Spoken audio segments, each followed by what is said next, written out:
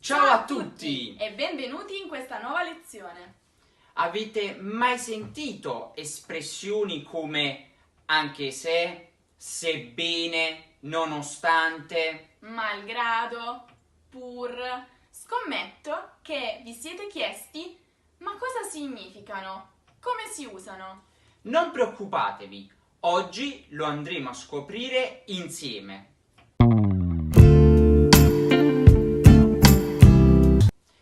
Usiamo anche se più indicativo oppure sebbene, malgrado e nonostante più congiuntivo Per esprimere un fatto reale che non ha alcun effetto sull'azione espressa nell'altra frase. Ma vediamo ora alcuni esempi.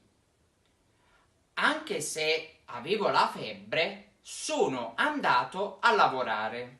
Esatto, ma avrebbe anche potuto dire nonostante avessi la febbre o malgrado avessi la febbre o sebbene avessi la febbre, sono andato a lavorare. Come potete notare, tutte queste frasi hanno lo stesso identico significato.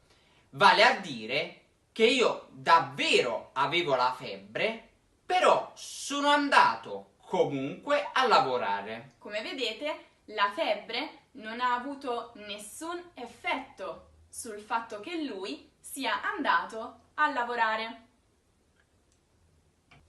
Bene, se l'indicativo e il congiuntivo vi spaventano un po', sappiate che malgrado e nonostante possono essere anche utilizzati con un sostantivo. Esattamente, possono essere seguiti solo da un nome. Quindi, per esempio, vediamo la frase di prima.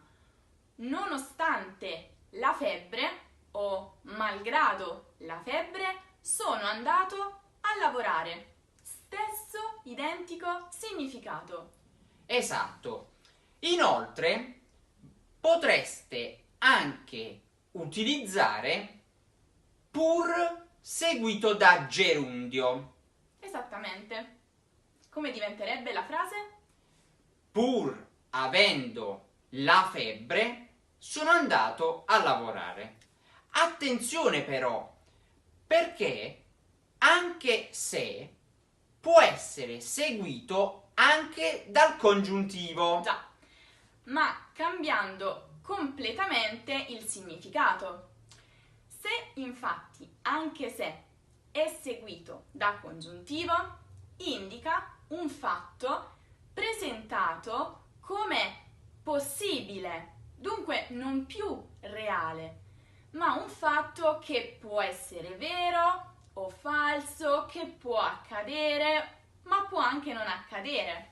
E anche se accadesse o anche se fosse vero, non avrebbe alcuna conseguenza sull'azione espressa nell'altra frase, che si trova al tempo condizionale. Già, molto importante, perché stiamo sempre parlando di possibilità. Ma vediamo un esempio. Anche se avessi la febbre, andrei a lavorare. In questo caso non sappiamo se ha la febbre o meno, vale a dire che magari non ha misurato con un termometro se realmente ha la febbre o non ce l'ha. Però, se anche fosse vero, se anche avesse la febbre, comunque andrebbe a lavorare, cioè comunque il fatto di avere la febbre non avrebbe alcun effetto sull'azione. Però, ora che ci penso, mi è capitato di sentire espressioni come anche se, sebbene, nonostante e malgrado seguite dal condizionale. È sbagliato? Ebbene, no, non è sbagliato. Possiamo anche usarli. Però ancora una volta cambia il significato. Se queste espressioni sono seguite dal condizionale, stiamo esprimendo un'opinione o un desiderio personale. che però non ha alcun effetto sull'azione espressa nell'altra frase che va all'indicativo. Perfetto. Vediamo un esempio. Sono andata a lavorare anche se non avrei voluto.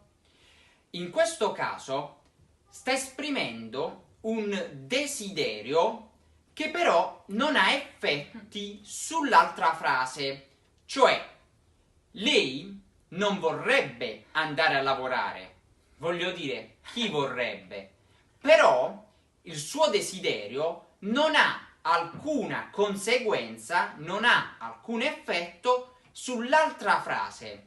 Purtroppo. Avete capito tutto?